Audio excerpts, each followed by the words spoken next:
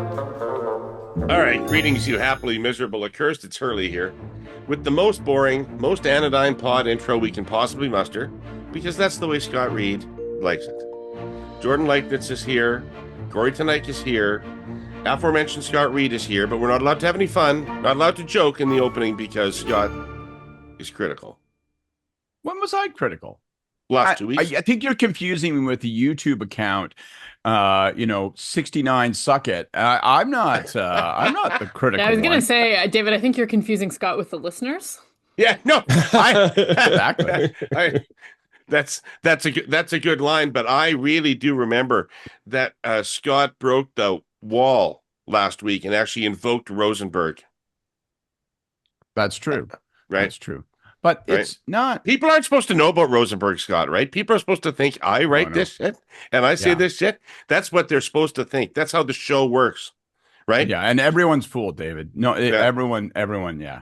I'm just gonna ask everybody to suspend disbelief and join us in this fantasy world. Rosenberg, who is the Hebrew Holy Spirit who floats behind unseen the entire podcast and levels little blessings through his words. All right, here's our rundown today. Prime Minister Carney goes to Washington tomorrow. It says here in my introduction to talk tariffs with Trump, but we don't actually even know that. We don't know what they're gonna talk about. Hard to know what to expect from it because there's been very little expectations management or preconditioning. So we will talk about that. Our cursed clipping is from Benjamin Lopez Stephen, writing for the CBC.ca. And he says Energy Minister Tim Hodgson is between a BC rock and an Alberta hard place on tanker bans and pipeline proposals. We'll break that down. Heard a little bit from the federal cabinet on that from Gregor Robertson on the Hurley-Burley this weekend, if you care to listen to that. And staying with Alberta, a province-wide teacher strike began there about 30 minutes ago. 2,000 students, 2,000 schools, about 750,000 students. What are the political rules around teacher strikes if you're the government? And then finally, mercifully, Mr. Pinson brings the pod to a close with our Hey Yous. So everybody, good to see you. Kory, you're in Manitoba. I'm in Manitoba. I'm in Manitoba for very good reason. I'm going to see Colter Wall perform tonight at the Burton Cummings Theatre, which I'm very much looking forward to. How much more Canadian does that get? Not a lot more. You right. know, maybe doing it in a Canadian tuxedo. I don't know. Yeah. Like, well, are you? Like, well, I assume that's a given. Outfits, obviously. Maybe yours will have been obviously, manufactured with the tiny hands of children in some desolate part of the country. But yeah, maybe we do it. Play a hockey game before we do it. I don't know. Yeah, I don't know how you make Colter Wall. Colter Wall, for those of you who don't know, Colter Wall is one of Canada's leading musical experts right now. He happens to be the son of former Saskatchewan Premier Brad Wall, and he writes and performs a very particular brand of very traditional country music. Yeah. That if you're not into that, you wouldn't necessarily be familiar with him. But at what he does, there's really nobody better in the world. He's really quite something. Scott, do you listen at all? It's kind of up your alley a bit. It is. I when you said anyone, like I'm as Canadian as the next guy, and I love Colter Wall, but I mean, let's not forget Sturgill Simpson's out there, okay? But you say anyone in the world, but he is in that vein of, as you say, those guys that are like classic country sound. You put your ear to the speaker, and you can you can hear Waylon Jennings. You can hear that kind of, you get that. I get a lot of Johnny Cash from Colter Wall. Johnny Cash, Waylon Jennings. Sure. Yeah. That's the vibe. I dig it all. Dig it. Yep. Jordan. Hi, Jordan. How are you? Hello, I'm good. What would you say? Are you here? Sturgill Simpson. You're not weird. Ratcliffe. No. Listen, I'm a very phone? Casual observer of country music, but even I know Sleeping on the Blacktop. Like, he's great. He's really good. So I think as is usual, Kory is going to have a very good time and send pictures to all of us. I know. I'm looking forward to that. I know. And yesterday was at a restaurant that actually serves deviled eggs. What a lucky dog. And I was at Hawkins I was at another place that served Hawkins. They had Hawkins cheesies on the menu, David. Like this, yeah. You missed a good day of dining. That's all I have to say. I know. Manitoba. To have Kory in your life is to have a constant Insta influencer barging into your streams. He's always sending photographs of himself wearing some goddamn strange thing, eating some fucking bizarre stuff in some far-flung part of the world. It could be rural Saskatchewan, or it could be in that restaurant under the Charles Bridge in Prague. Like, you just don't know from day to day. But you're always pretty sure he's having a better time than you are. Yeah, and it will be cataloged. They all come with the caption of saying, "Living my best life. What are you doing, loser?" Wish you were here. So last week I promised you Hurly-Burlyites a deeper dive into the benefits of sovereign AI. Our presenting sponsor, TELUS, you'll recall, just launched our country's first sovereign AI factory in Rimouski. It's a proud moment for TELUS and for people like me who cheer when Canadian business assumes the mantle of leadership globally. More practically, though, the sovereign AI factory is about keeping our AI computing power safe and secure here at home. Let me break down the hows and the whys. All computing infrastructure, data processing, and operations remain under Canadian control, supporting Canadian business in their AI computing, subject to our own laws and regulations. While that may sound intuitive, the reality is many companies operate and process Canadian data outside of our borders. And some companies may locate their operations in Canada, but their corporate structure and activities in other countries expose their Canadian operations to heightened sovereignty risks from foreign powers. So it may be subject to a different country's laws. During a time of heightened geopolitical tension, the added layer of digital insurance is the kind of peace of mind Canadians are looking for. A Canadian shield, because it's important for Canada to control our own digital economy that no one can decide to just turn off. Again, TELUS maintains ownership and direct control of all hardware and data processing within their AI data centers, critical for developing cutting-edge solutions in sensitive sectors. Banking, healthcare, or any business looking to leverage innovation and safeguard its AI computing from foreign sovereignty threats. Beyond just compliance, this is about protecting Canadian citizens' privacy and ensuring our innovations benefit Canadian society first. All right, Jordan, let's start with you on this. Okay, so Carney Trump. Okay. There's no official briefings really on how this relationship is going down, how any negotiations are going down. We are told that ministers are there constantly, all the time. Somebody, I think I heard your counterpart there, Tom Mulcair on CTV Scott, say that Dom LeBlanc basically lives in Washington. He's your counterpart because my counterpart. He's Hi, he's the Tom. Don't give me yeah. one. Wait, is Right, my he's counterpart or is Scott's counterpart? That's what I was thinking. I thought you were about to say Jordan. Jordan's He's counterpart. Scott's counterpart because he's one of only two people I think CTV pays for political commentary. They call him their CTV political commentator, like they call Scott their CTV political commentator. And the conservatives call a sellout. But, right. You know. All right. So anyway, I think all of which to say is constant stream of activity in Washington, apparently, none of which we know anything about. Then sometimes if you ask him a question in a scrum, the prime minister will say, yeah, I text with the president all the time. And then out of the blue, a meeting is announced in Washington. And we have no idea what it's about, what the outcome of it is expected to be. And it leaves it completely open for Pierre Poilievre to do what he did, which is to say, well, I presume you're coming back with it fixed because 6 months ago you promised to fix it. We haven't heard anything since, and now you're going down for a meeting. Are you coming back, and is it going to be fixed? And of course, it's not going to be fixed. So what are they doing? Well, David, I fear you've answered your own question, but yeah, I mean, look, there's the sound of silence in the leading up to this meeting in terms of what the government has done to frame it up.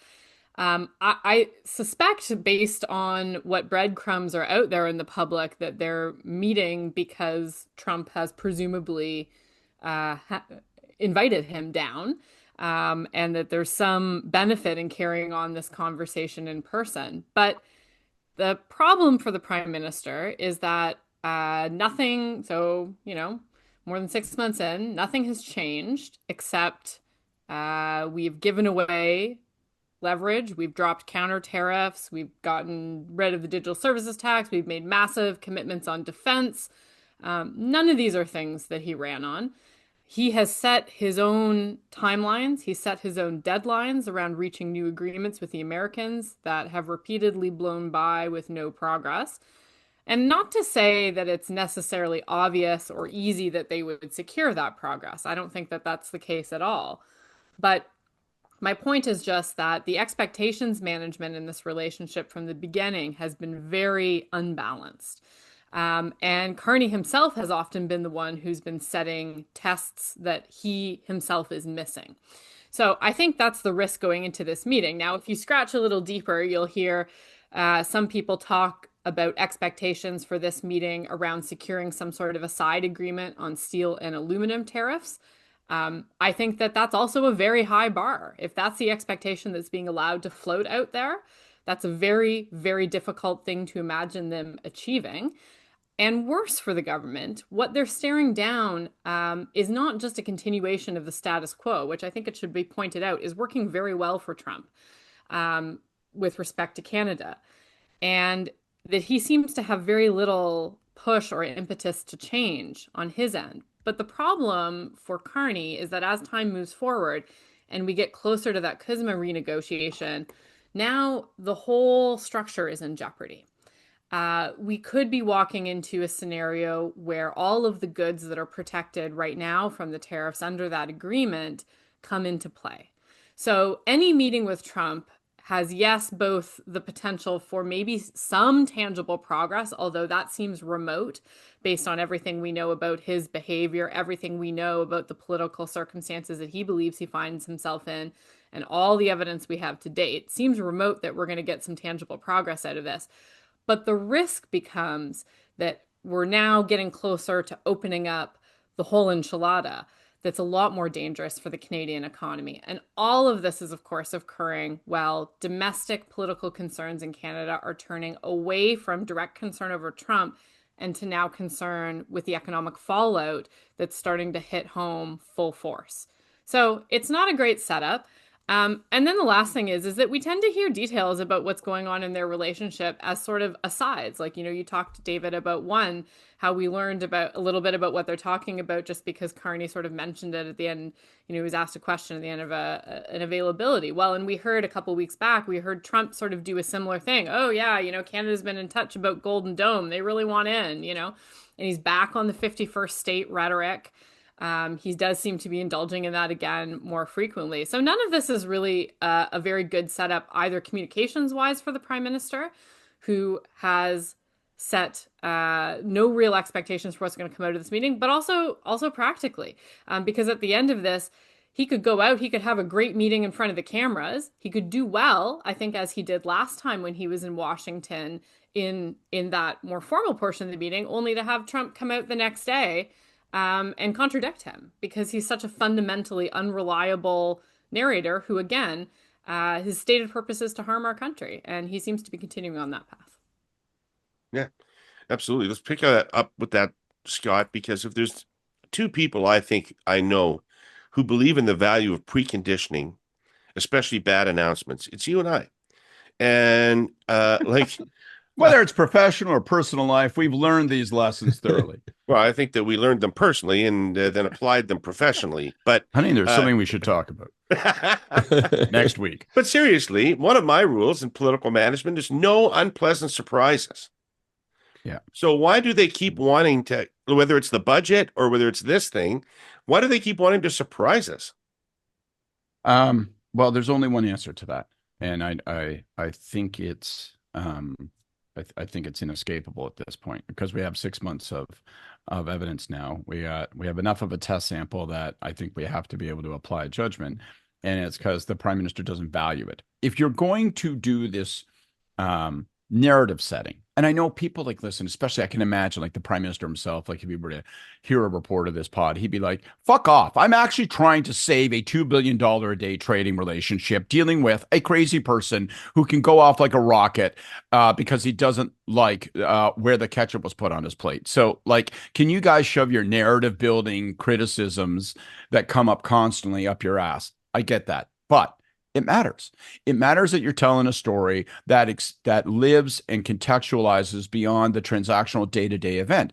As Jordan says, he could have a great meeting, like in the context of, well, like they would say privately, we really liked what we accomplished in that meeting based on our actual substantive expectations and hopes and goals. We really set that. They can try to, you know, he can look, good and accomplished and not have anything terrible happen in front of the cameras. And you go, okay, we got through that.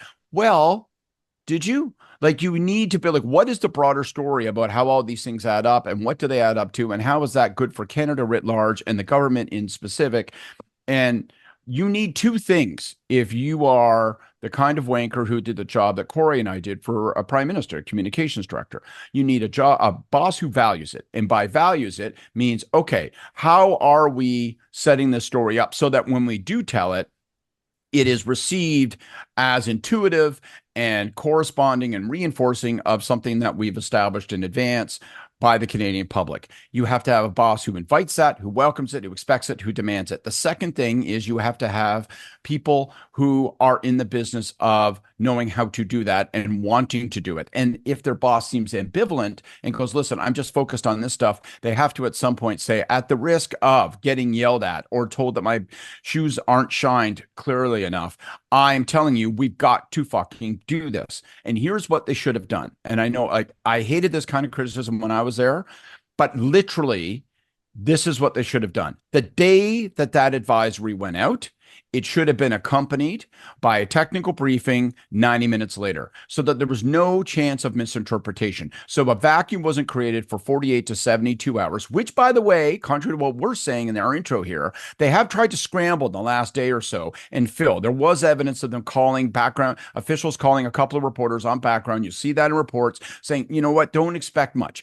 Kory was giving. Well, that's too late for that. And that isn't that isn't the right preconditioning. Don't expect that's much. My point. So have a technical briefing of senior officials the minute the advisory goes out so that there's no leaving to chance how it's understood. Then you have a process whereby there's as much discussion about how we're going to frame this as there is about what we're going to do at it, because both things actually do matter. And then you roll that out on the Thursday morning when the advisory goes out, and it's contextualized and reinforced all weekend. And whatever your line is, Kory suggested on Friday that the line should be early on. Listen, if there is a breakthrough of some kind or there's progress of some kind, that would be a bonus. That's not our expectation. This is a working visit, probably just on background, triggered by the president's demand that we've been texting enough time now for us to sit down eyeball to eyeball. So we're going to deal with that.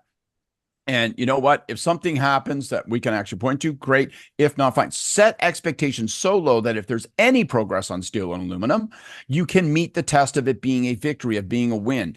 But that wasn't done. And then on Sunday, they're scrambling around and it gets dotted into a couple of stories that half of people like us miss, much less the world. So that's what should have done. And the prime minister is going to have to start to say to his team, all right, thank you. Enjoy that briefing on my meeting with the president. Now, how are we talking about it? How are we setting this up in public? How are we meeting expectations? Because if you don't fill the vacuum, opponents will, and even worse, people like stakeholders. Like, what do you think the dairy industry is doing right now? They're looking at this going, are we about to get rolled? Like, is that it? Like, is supply management going to be surrendered in this meeting? Right? Aluminum and steel auto guys are going, is there a breakthrough? Or are we about to get fucking monstered again? And then everybody else is wondering, is this another one of these games where he just has to avoid getting punched in the face by JD Vance or the president? Is that what a win is? Just not getting like humiliated from the third turnbuckle? Like, we don't know. They gotta fix that. They have to fix that on housing, on the budget, on crime, and on trade. All right, get busy. I want to pick up here where I left off a couple of weeks ago. Our sponsor, CN, believes the most durable workplace arrangements are those that are negotiated in good faith between employers and employees. That seems pretty reasonable, doesn't it? In CN's case, that means the collective agreements between the railway and its unions. Both those parties understand the job of moving cargo. They both know the stresses and the sacrifices and the difficulties and the rewards of railroading. Their collective agreements represent consent, dignity, and fair compensation for an honest day's work. As a reminder, public servants have been sternly warned by the new clerk of the Privy Council that overweening process is the enemy of progress, that the business of government, and indeed the business of business, can suffocate under the inertia of endlessly proliferating rules and regulations and the blossoming bureaucracy government creates to enforce them. And that in these perilous times, we cannot afford such nonsense. Our sponsor, CN, agrees and applauds, and would respectfully like to call attention to a tangle of regulations imposed on the railway industry by the previous government. It is the very picture of process impeding progress. These rules, perhaps well-intentioned, were stacked on top of existing arrangements. All they did, though, was get between the railways and their unions, adding another layer to existing collective agreements, which, by the way, already contained agreed-upon workable standards. These extra provisions have reduced the availability of trained workers. To be clear, this government intervention makes industry less competitive, less efficient. There's really no way around that. It makes the workforce less available to work, period. And that's saying nothing about the impact it can have on employees' hard-earned paychecks. Canada must compete in the global marketplace. CN respectfully asks government to let it and its talented railroaders do their jobs, and to leave workplace arrangements to company and union bargaining teams. Canadian companies are already facing adversity from abroad. They don't need to be doing it with their hands tied by their own government. I mean, Kory, if I sound a little worked up about this, Kory, it's because, well, we've been week in, week out, sort of being nice about what the government's doing substantively and gently criticizing them for their comms, right? Their political position is eroding substantially. Yep. And we haven't commented on it week in, week out, because it's been kind of incremental. But the truth of the matter is they're in a much weaker position than they were on election day. And they were in a weaker position election day than they'd been 2 weeks before that. They're moving into a position, they're drifting into a position where they could lose an election if it was held. And that's the worst possible position for a minority government to be in. And don't I fucking know that? Yeah. Right. Well, this government has been around enough now that I agree with Scott. We can make some assessments. In fact, I'll say we can make an assessment as to how it's going to end. On the tombstone of this government, at the end of the day, is probably going to be something like this written: "We just couldn't be bothered to do it. We just couldn't be bothered. Couldn't be bothered to communicate. Couldn't be bothered to do the work with provinces, to move the projects forward, to do the work with you name it, right? Like, and I'll get to this in my Hey You, but if you want like Exhibit A for the problems with this government, listen to your conversation with Gregor Robertson. Jesus Christ, what a absolutely fucking dismal display that was. I don't know what they're doing. I don't know what they're doing because they won't tell anyone what they're doing. You get little hints of it here and there. I agree with essentially all the comments of Jordan and Scott around this. I'm just a bit mystified. Like, where's the advertising? Where is the press briefing? Was there even a conversation I'm not asking you to tell a secret, but was there even a conversation with fucking Doug Ford about this meeting? Because Doug Ford says fight, fight, fight. I presume that's not what's going to happen there.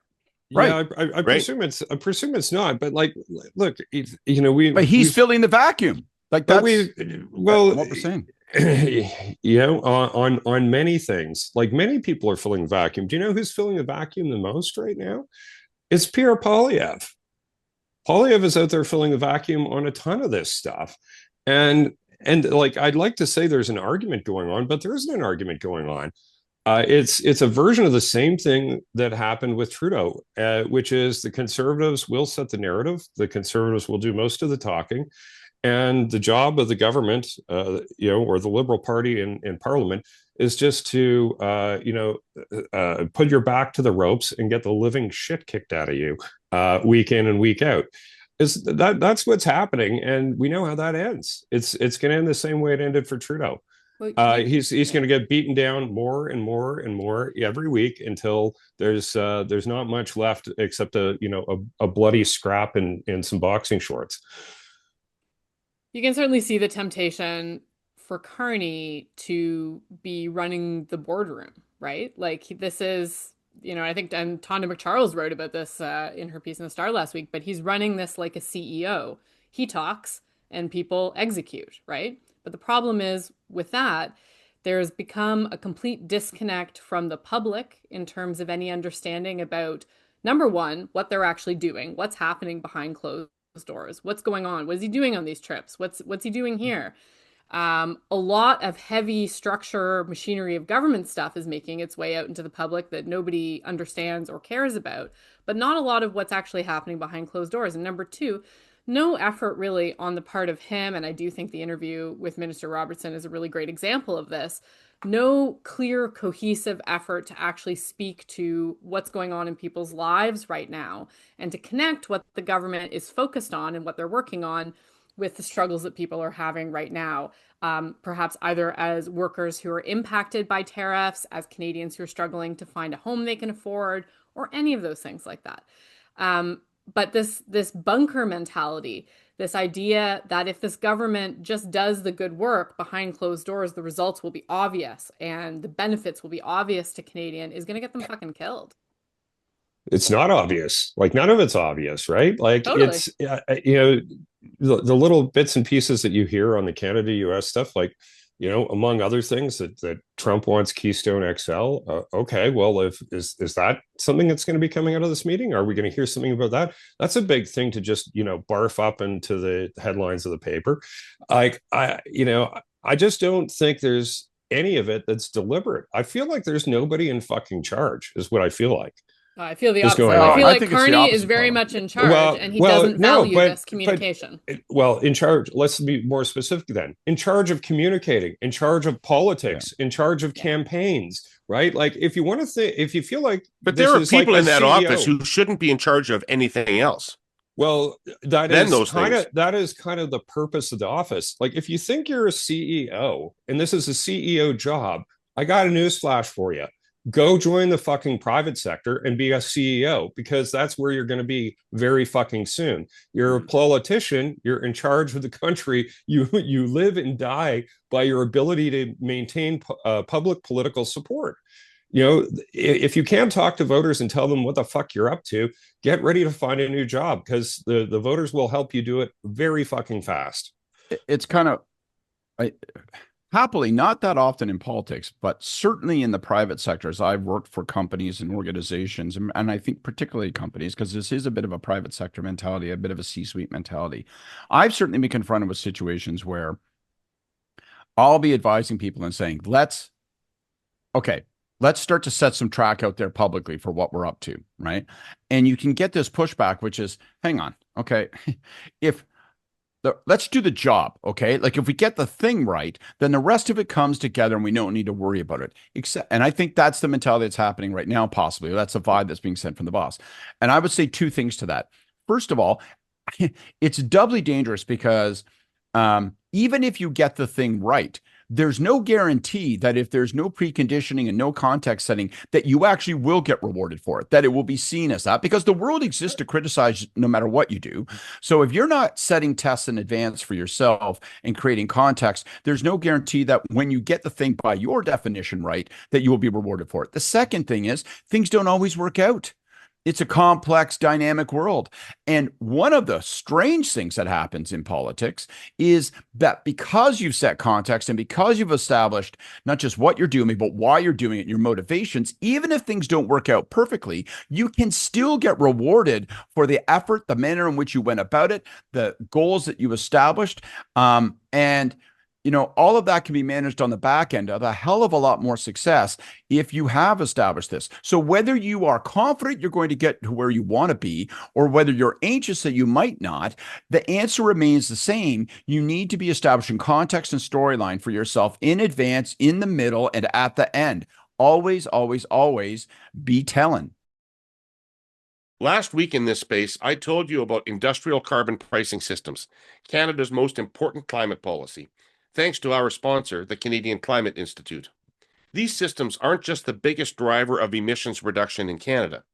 They help attract investment and are designed to be low cost for industry and cost next to nothing for consumers. Plus, they help Canadian businesses guard against carbon tariffs that our key trading partners are putting in place. Think the EU and the UK. In fact, Canada's top 10 non-US trading partners all have carbon pricing systems, including China, Mexico, and Japan. So industrial carbon pricing is important. But there's a catch. Fixes are needed to make these systems work better. That means driving even more emissions cuts and making them operate more effectively and fairly. So what's the current state of industrial carbon pricing? The most obvious issue is in Saskatchewan and Alberta, where governments have chosen to either cancel their systems entirely or weaken them. But there are additional design issues that need to be addressed. And getting the details right matters for reducing emissions and for big investments in Canada. Industrial carbon pricing isn't really a stick. It's basically a big carrot. According to the Climate Institute, more than 70 low-carbon projects worth over $57 billion are tied to the industrial carbon price. $57 billion. That kind of investment is needed more than ever, given the current state of the economy. But these investments are at risk if improvements aren't made to these provincial systems, and fast. To find out more, visit our sponsor's website at climateinstitute.ca. So just to carry on with this for a second, because, Carney isn't the only person who could communicate or the only person involved. So if he's not, you're describing him as perhaps not being interested, but why have we heard literally nothing from Champagne about his budget? Because he's not in charge. And why don't we hear anything from Dom about Canada, US? Like, why aren't other ministers communicating with us? Because we only do, and maybe the interview, Kory, is an example of why, but we only do hear from the Prime Minister largely. Yeah, well, there's like a lot of pretty underwhelming people in that cabinet, I got to say, and I suspect Jordan's right on Champagne. You've seen people come out and say things and then get them swatted down or reversed almost immediately, and I think that creates a disincentive for people to go out and talk. But like all of that is a lot more possible if somebody I've experienced that dynamic myself occasionally. Yeah. But it's a lot easier if you actually have a narrative. If you actually have a story that the leader is going out and telling, people will go out and repeat that. Like what was the other big news this week? Not sending the belugas at Marineland to fucking China. Like they're getting news in really odd corners of the world, right? Like, because they're not like, why was that a fairly big story? Because he didn't talk about anything else. If you don't put anything out there, proactively. Here's what we know about this government, Kory. They fucking hate ostriches and they hate whales. They hate ostriches. Look, they would land or water. We're going to get them all. They want those whales. And if you're a bird, don't think your day ain't coming. They want those whales to die alone in captivity in Canada, not in front of a crowd in captivity in China. God damn it. Yeah. Anyway, it's bizarre. Like the lack of communication is bizarre. I have a little bit of sympathy on some of the Trump stuff in that, it's a lot harder because anything that you throw out there around that is like around strategy or intent or anything, you're just, waving a flag in front of the bull, and it's probably not going to go so well for you. But that isn't, true to the point where you can't say anything. I think there's a lot more room to operate than doing absolutely nothing. And it certainly isn't true for the rest of the government and the things that's going on. Like I struggled in that Gregor Robertson interview to know one single fucking thing that he was going to do on housing. And he's the housing minister and has been now for 6 months. There was one, Kory. He wants a dashboard. There's going to be a dashboard. There's going to be a dashboard. with some metrics and KPIs, and he's unsure whether any of the things they're doing in housing are actually going to result in a house being built at any time now or in the future. But this stuff's complicated, and oh well, I guess we'll solve whatever those problems are when they present themselves. Holy shit, like let's just completely give up on life and communicating. I don't know. It's puzzling, guys. It's never seen an example quite as extreme as this in terms of just lack of any communication effort at all. Like, not even success, effort. Well, like I don't see signs of anyone even trying.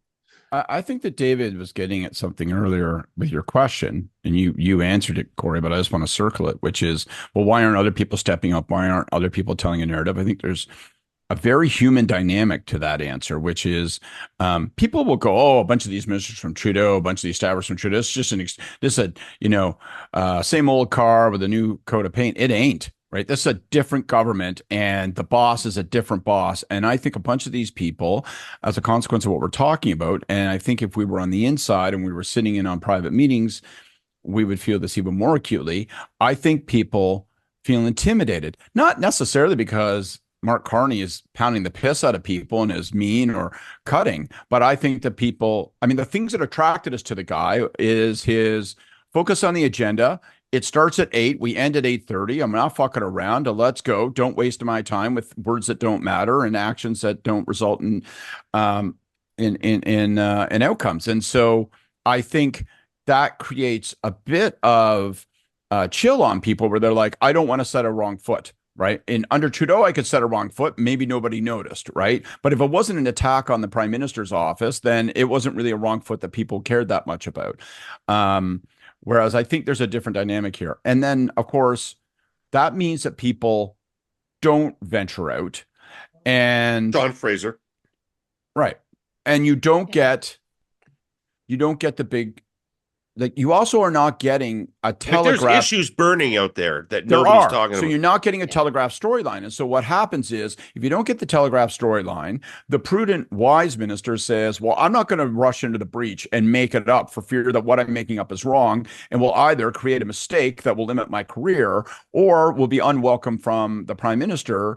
And this is yet another argument as to why the center needs to establish a story so that people can feel comfortable that, when they're on a 40-minute podcast with David Herle, they have a recipe card they can follow in terms of what is good and what is bad. When I talk about housing, what are my 2-3 sort of things I need to hammer on versus how do I just answer each question as carefully as I can and hope to live to the end of the pod and what comes after. That's why you need that storyline established so people say, I know the fucking rules of the road. And this is like the challenge, because I think that there's also a sense that Carney is, I don't want to say unpredictable, but maybe changeable also in his direction and where he wants to go. This is the guy that announced a new marquee defense policy while the defense minister was in the air, who had no problem contradicting his finance minister a day later over the date of the budget. So he's going to run over you if you go out and say something that is not congruent with what he wants to do later on. So I think that does create disincentives for ministers to go out and show any kind of initiative. But I think you can, I don't want to carry this conversation not too long, but it's so interesting. But Jordan, I think they can get to him. My understanding is people can get to him all the time. Sure. Right? Whether it's calls or texts, whatever, he's accessible to them. So, I mean, presumably they can say, here's what I'm going to do. I'm going to go, because part of what I'm thinking is he hasn't built up the infrastructure inside his own office for this comms management that we're talking about. Is he expecting ministers to do it? Yeah, is he expecting an old style cabinet government that ministers are responsible for the comms of the government? This would be back to pretty much Pearson, but nonetheless. I find it very unlikely that those conversations are comms focused. I don't think that is the case. I think that if that were the case, you would see something a little more robust coming out of the government in terms of a narrative. Right. I think those conversations are very likely heavily execution focused when they are. And so the comms piece is being left out and not and really not considered as integral to all of it. And so people wait, right? Well, we're going to have everyone listening to this fucking interview you did by the end of this podcast, because I want to draw out one more thing that you talked about that seemed to surprise the living hell out of Gregor Robinson, but is true for this conversation. Earned media doesn't do it, guys. You have to go back to the age of Pearson for that to do it. Like you can hold all the press conferences you want. They're not doing any of that earned media ABCs that Scott laid out. I think all of that's great advice and in terms of what they should be doing, but it's not enough. Yeah. You will just never get the eyeballs today if that's what you're doing. So where is the fucking advertising? Where is it? Like, please explain to me how in today's day and age you can win a campaign and have like so little understanding of the ABCs of communications and politics and how that works in a modern era. Like Robertson sounded like surprised. He's like, "Oh, well, thanks for the information, David. I don't know, how does that work? Is that true? Oh, wow, interesting." No, I mean, maybe he was surprised, but Tom Pitfield shouldn't be surprised. Sure. That's what he does for a living. But I think the problem apparently doesn't do it there. Is more fundamental even than that. And this is a government in their communications that has lost sight of the communications truth that if you want to be effective, you have to keep like real people at the heart of your messaging. And that has completely departed from how Carney talks, from how his ministers talk. It's just gone. Like we're lost in the minutia of structure and operation and all of this fucking Ottawa bullshit. And they no longer have a North Star in their communication that's going to resonate with anybody. So they could put all the money in the world behind that in paid, and it still wouldn't do anything for them because there's no message at the heart of it. Except if they took the 7-page excerpt from the deck that I use at my Queen's lecture for my students, and that is on the economic action plan from the Harper days. And if they read it and thought about it and said, how do we recreate it? They would be forced to ask themselves those questions and explore those things. So it would be a healthy and disciplining exercise for them even to do the paid media, not just for how badly they need it, but it would force them to say, let's talk about it. Because you're right. They do talk like a management consultant lecture a lot of the time. It is about operations, what and how, as opposed to who and why. And it's really important because this is a government. David and I are reading the Coots Diaries, right? And I'm fascinated by it. So it's 1978, but I keep, of course, what makes these stories great is when you just feel like they connect to present day. And I think one of the things you can tell by reading the Coots Diaries is that they become too addicted to Pierre Trudeau. Like he was the whole of the government. They just relied on him. He was the whole thing. It was such a different media age, obviously. But it does feel to me like the whole, like this government is just based on, well, we're just going to ride Carney, man. And he's a strong horse. Look at what he's done. But like, he needs some support. He needs this, even if he doesn't recognize it. He needs it because he shouldn't have to hold the whole government up all the time, every day, every minute. Here's a stat for you. This past summer, nearly 2/3 of Canadians said they're making a conscious effort to shop local. Almost 80% said supporting small business is more important to them now than it was a year ago. That's from a new survey by our sponsor, Interac. And it's not just talk. 70% of Canadians are now double-checking if products are made here at home. Nearly 4 in 5 have redirected at least one monthly purchase from a big box store or international retailer to a local Canadian business. Canadians understand that how we spend our money matters. A coffee, a sandwich, a few bucks at the farmer's market. Every dollar counts. Every purchase is a vote, not just for what we buy, but for the kind of economy we want to build. And here's the kicker. How you pay matters too. Many Canadians don't realize Interac Debit costs local businesses less in fees than other payment methods. When you tap to pay with debit, more of your money stays right here in the community where you spent it. So next time you shop local and pay with Interac Debit, remember, you're not just paying, you're helping build a strong Canadian economy. Well, speaking of other issues that they're going to have to manage that are going to be tough, the cat went in the pigeons on the pipeline issue this past week because Danielle Smith got tired of people saying that there was no proponent And so she became the proponent of a pipeline, with the justification that no private sector proponent, and I guess she's basing this on what Greg Ebel of Enbridge said, that no private sector organization was going to propose a pipeline as long as the tanker ban existed. I have, on the Hurley Burley in the last 2 weeks, interviewed two people from British Columbia, Premier David Eby and lead minister federally Gregor Robertson. They have both told me tanker ban not happening, pipeline not happening, oil pipeline to British Columbia not happening. Pretty clear, both of them. And that's a little bit where Robertson was out of line on the messaging of the government, because Tim Hodgson refuses to take a position. So to get to our clipping, which is from the CBC, when asked whether the Liberal government would repeal the tanker ban, Hodgson said, "It's a hypothetical question right now because there is no project before us." Adrian Dix said the tanker ban is important because it protects the province's coast, which is critical to its economy. And Dix also said his province is opposed to anything that negatively affects the economy of BC, and that the tanker ban is foundational to economic development on the North Coast. So there's so many things you could leapfrog off this, because, from the start, after the election, a pipeline has been seen as a bit of a sine qua non in Alberta and Saskatchewan as part of the national unity play. I think that Carney sent lots of signals that there would be a pipeline. Now it appears that British Columbia is not going to change its position based on the situation Trump has put us in, and they're going to remain opposed to pipelines and tanker bans out to BC. So we're in a situation we anticipated that we might be in.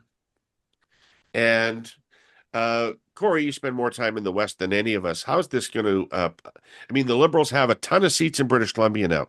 In the past, this would have been a sort of a politically neutral decision for a Liberal government, but it's not anymore, because their government depends on seats in British Columbia, all of them scattered along the coastline. Sure, but we also know where public opinion is on pipelines, including in BC, and it's actually in favor. It's, there's a different electoral coalition, I think, for the Carney government than there is for David Eby. And I don't think that it's like, well, you can't get reelected as a Carney Liberal if you're in favor of a pipeline in BC. I don't think that's true. Now, I could see if you're Gregor Robertson, who is NDP from BC, not fucking Liberal. Let's not pretend that guy is a Liberal. He is a New Democrat and has been a New Democrat in BC most of his entire career.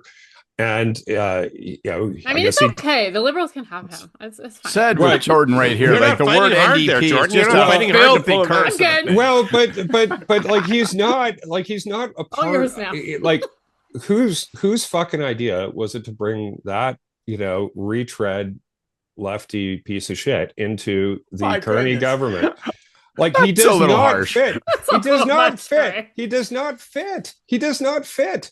Like he is like what is how many elections in BC have you guys worked on or being around? Like enough to know that the coalition out there provincially is a lot of federal Liberals and a lot of federal Conservatives working together to push the New Democrats out of office, right? Like, and that having Liberals and Conservatives, having David Emerson as a federal Liberal, like join the Harper cabinet. That's not an unusual thing, I think, in the context of BC politics. Having Gregor Robertson join a Mark Carney government is odd. That is cats and dogs, sitting down for a tea party together in the context of BC politics, in my view. I'll let others draw different conclusions if they want to, but I think that's a far more unholy act in terms of politics in that province. I don't know why you would be taking advice or having your lead political minister be from a completely different political coalition than yours. Like, I don't understand it. I just don't understand it. No, it's a fair point. Well, I mean, look, I think this week what we saw was a pretty smart piece of political theater from Premier Smith. This was a way to pick up a conflict that is very important for her in Alberta to keep nurturing. And, we've talked about this a little bit before, but the Carney government does seem to want to have it both ways on the pipeline question. They've signaled that they're open to it at various times. Carney himself has basically said that a pipeline would be included on the major project list. Of course, it was not, because there was not a proponent, there was not a proposal. But Carney still has in his mind that he is going to strike some sort of a deal, achieve this grand bargain with the oil patch by lifting the caps in exchange for carbon capture and storage. Okay, so that's all well and good. But for Danielle Smith, she needs a political fight. She needs a fight with Ottawa. That is bread and butter for Alberta politics. And to be very clear, there is no advantage for her in ever getting to an end game on this. The fight is the purpose on a lot of this. It's essential for her. And you can hear it in how she talks about it. She talks about this, setting the stage for this as a national unity question. This is all also feeding into what's happening within her own party and some of the questions that she's answering about her own leadership. But what I would say is that the challenge that she has right now as well is that as these conversations are happening with the federal government, and Carney has signaled more openness on pipelines than you saw by far from the Trudeau government, she still needs another enemy, right? And so EB and BC are right there and ready to have a fight. And actually, I did want to say as well, I thought EB was excellent. He was sharp, he was spicy, and that was a more clear and passionate communication from him than we regularly see. So I thought he did very well in that moment, using that to his advantage, and being also clear that you can get together and you can put together what is still, again, a hypothetical pipeline project proposal, but it doesn't get rid of the politics and the facts on the ground in BC, which is that the local communities and the coastal First Nations through whose territory such a hypothetical project would pass are vehemently opposed to it by and large. And the other thing I'll say that I liked about EB's communication on it is I thought he was out there making some very smart arguments about the dangers of this type of grandstanding from Smith that's elevating, again, a hypothetical project that has no private sector proponent. And unless we want to talk about making pipelines yet another social enterprise for Canada, we can talk about that. Do we want to spend billions of dollars again on a public pipeline that nobody wants to purchase? Maybe we do. But he was out there saying that this is risky, not just because nobody here wants it, but because it will jeopardize the support and the consensus that we've been able to achieve on LNG. And you can't just substitute an oil pipeline and an LNG pipeline one-to-one politically. So a hypothetical project is jeopardizing actual real projects that are going to get built and create jobs in those communities for BC and for Canada. I thought that was a really good argument. I thought he did very well. I think Smith did what she needed to do in terms of having this stunt work for her this week. And the best part for her is that she gets to continue this because now this is a process, right? They're going to submit in the spring. So you've got all kinds of little waypoints along the way and then the process of the submission. So I would say that this is far better understood as a piece of political theater than it is as an actual, real, tangible potential project. I don't think it's theater. I don't think By it's the way, a stunt. one of the advantages of being old is that I remember that Greg Ebel was chief of staff to Michael Wilson and is a partisan progressive conservative. But leaving that aside, Scott, Kory mentioned a magic word. Mm-hmm. Keystone. Mm-hmm. Is Keystone perhaps the way out of this? I think it's definitely, it feels to me, I was hearing from people in the oil patch at the very beginning of this government that Hodgson was saying, and the signals from the center were very clearly, give us east-west projects.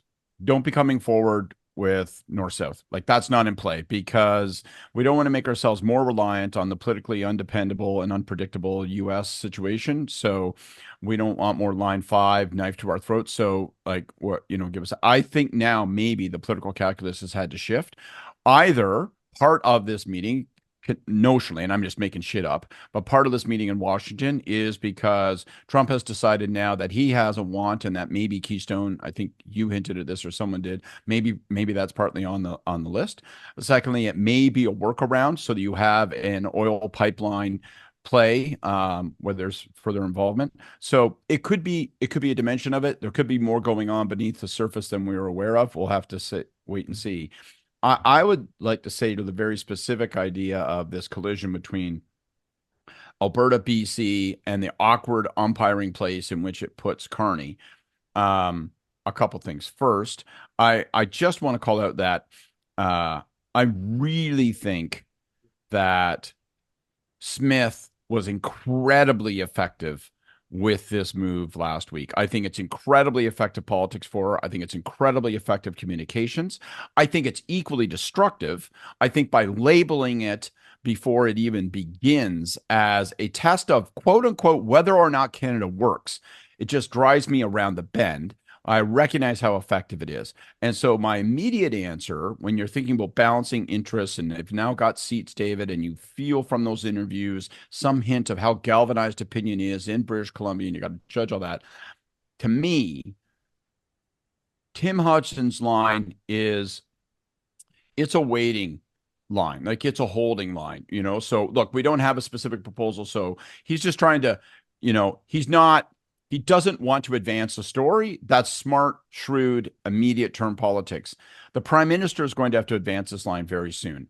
My gut is the way to do that, and my bet is the way that he'll do it, is to throw the ball back over the fence. So I think that you'll hear him come out and say, I haven't been shy about saying that I would like to have a pipeline proposal that we can get behind. And I am eager to approve a pipeline proposal as part of our major projects office, but it's going to have to meet a couple of tests, right? It does need a private sector proponent. It must have one. If this is all about how do we help the business case, there needs to be a core business case, and we need a private sector proponent. And then I think he's going to want to put decarb on the table. And even Ebel talked about how decarb has got to be the trade-off. So he puts that out there. And then he says, the pressure then falls. These are our tests. There has to be a broader measure of consensus, but these things are preconditions. But she's come back, Smith's come back and kind of vetoed that line, Scott, at least in my mind, because she said there's not going to be a private sector and Ebel said this. And this is critical because he came from the private sector. He's the proponent. He's a guy that would build a pipeline. And he said, with the tanker ban, there's no reason to build a pipeline. You wouldn't do it. So the reason that there's no private sector proponent is because of the tanker ban. And both EB and EB particularly said to me, the tanker ban is just sacrosanct. Like, that's just not going anywhere. Well, but it's also bullshit, though, David. Like, look, you can't ban tanker. You can't, Kory. That's well, not. No. But I mean, you might not like it, but Kory, and then we'll loop around. Whoa. It's an international waterway. There are going to be fucking tankers going through that water all the time. They're just not going to have a Canadian flag on them, right? Like, we can say we're not going to run our tankers through there, but unless our non-existent Navy is going to, start throwing other boats out of international shipping lanes, then they're going to be fucking tankers there. So it's just all bullshit theater and virtue signaling. But here's the core. Sorry, problem. wait, hang on. I want to say something else because David, you put on. Well, that line has been vetoed. I don't think it has. So before we move off of that, I think it's entirely with it. If Smith can play this game, the prime minister can, and he can say, "All right, I want to hear." As a next stage of this so-called proposal, which now is just literally just a press conference from Smith, right?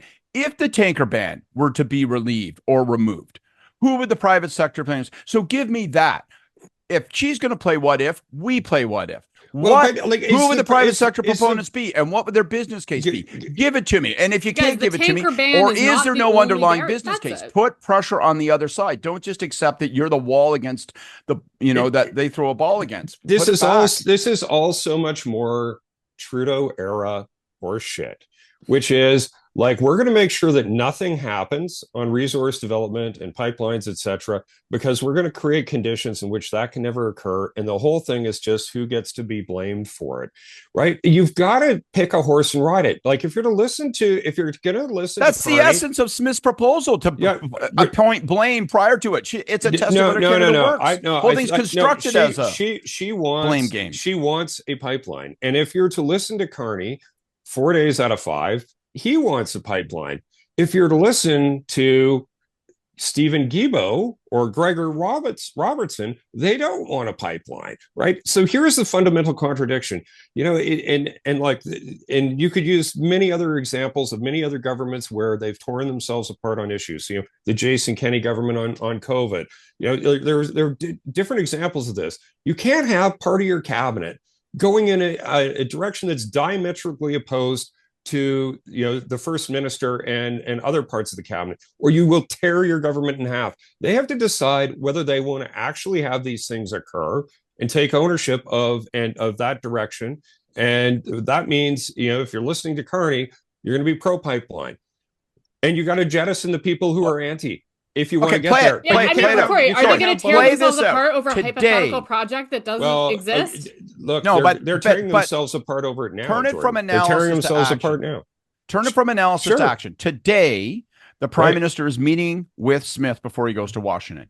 So just to take your advice then, your advice would be, just so I understand it, is that he should stand at that bylat and say, just to be crystal clear, my government favors this proposal.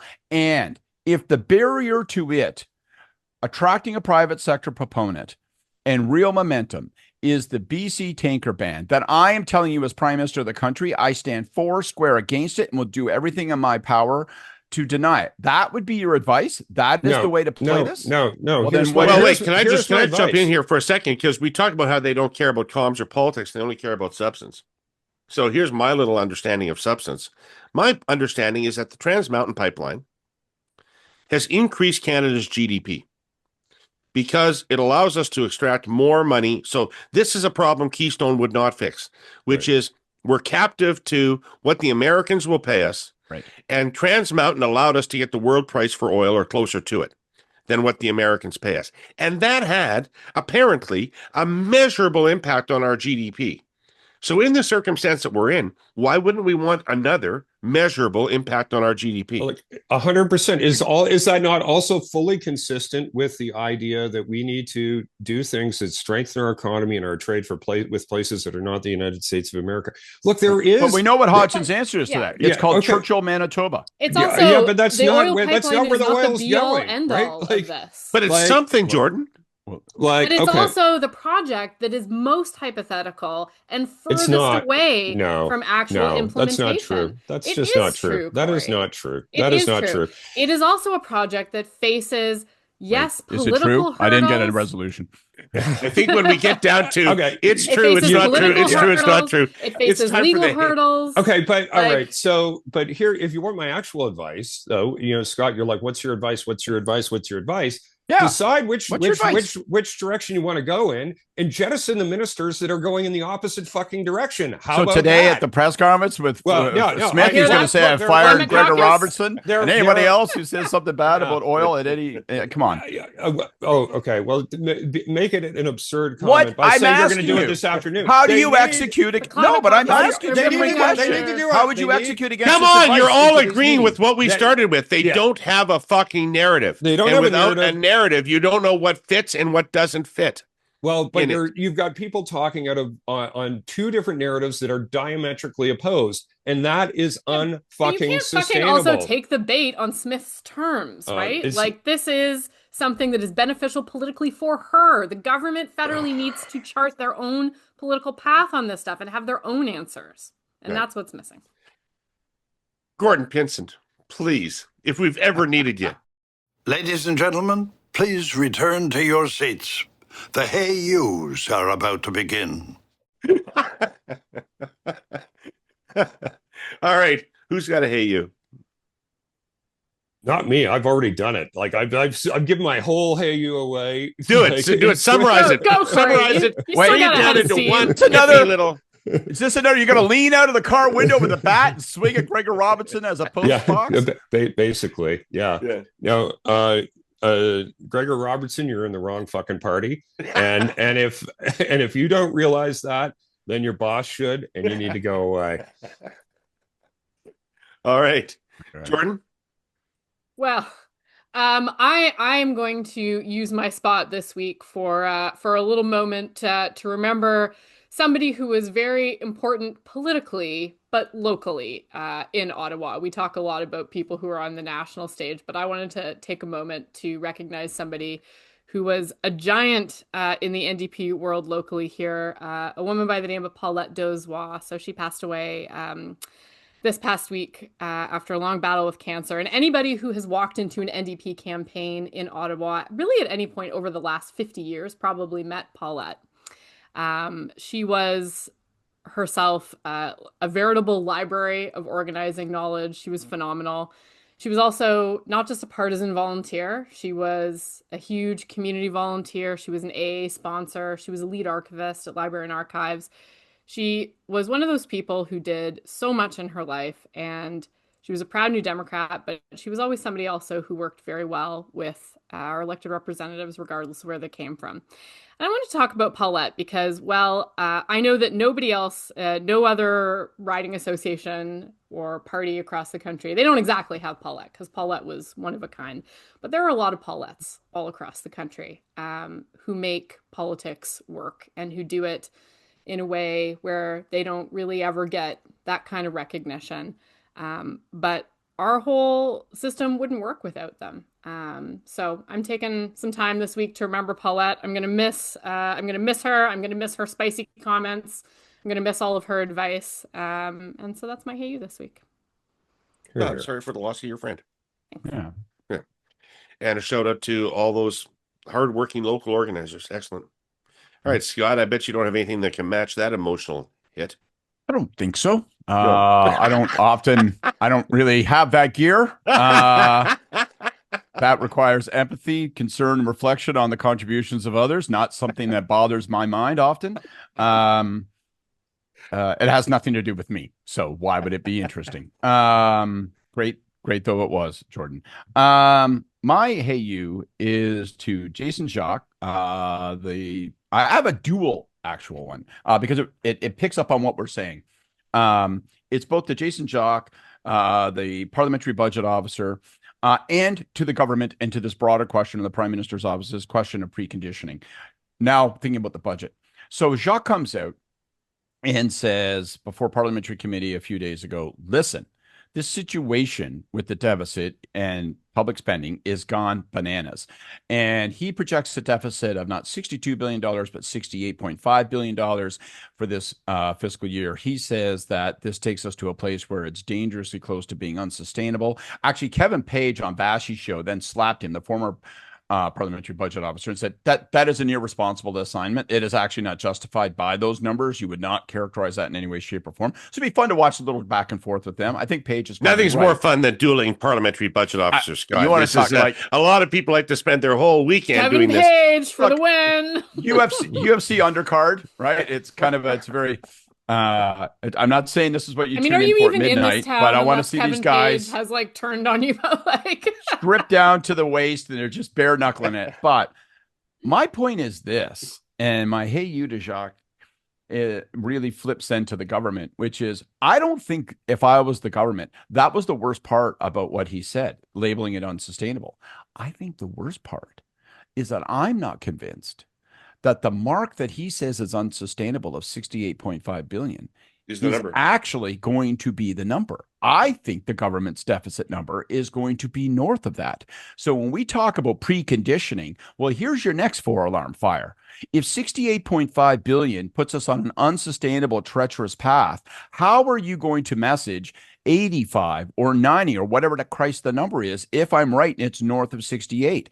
So you better start figuring out a preconditioning plan that talks about why that number is going to be irresistibly higher. And it better happen fast, because like if it's dropped on the 4th of November without context, like your buddy if you were going to rely as heavily, Kory. Scott, if you were going to rely as heavily as they appear to be relying on this distinction between operating costs and investment costs, wouldn't you have spent a little bit of time trying to explain that before you drop it?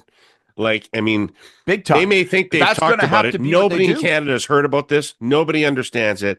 They're going to see one budget number, and that's it.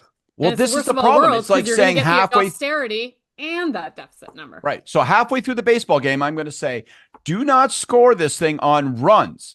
I have a new measure of who wins at the end. Right. And you can't win until the bottom of the ninth to share that opinion. And good luck selling it in the first place. They can't that's my hey you. they can't even agree on what sport they're playing. Like some of them are out there with badminton rackets, other has hockey sticks, some people have, baseball bat, like can't even fucking figure out what game it is. So I'm really interested to know who you think has a badminton racket. I don't even want to say. I've been too mean already today. I'm going to be less likable than Paulia by the end of this podcast. You would have made more sense if we'd gotten to the teacher strike in Alberta, which we didn't get to. But yesterday was Teachers' Day, and it's a good occasion, I think, to remember teachers. I come from a family of teachers. My mom was a teacher, uncles and aunts, cousins. It was a big part of our family and what people did for a living, and hugely important role in our society, and one I have a lot of respect for. So teachers all over Canada, here's to you. And God bless you for what you do. You bet. All right, everybody. Order. That's Curse of Politics for today. Thank you, Kory. Thank you, Jordan. Thank you, Scott. A lot of fun. This was a lively, spicy meatball of an episode. I want to thank our sponsors, of which people think there's too many, but I don't. And all of you, Herle, all of you accursed who watched or listened to the show today, thanks very much. And we'll be back next week, and we'll try to maintain this level of energy. See you then.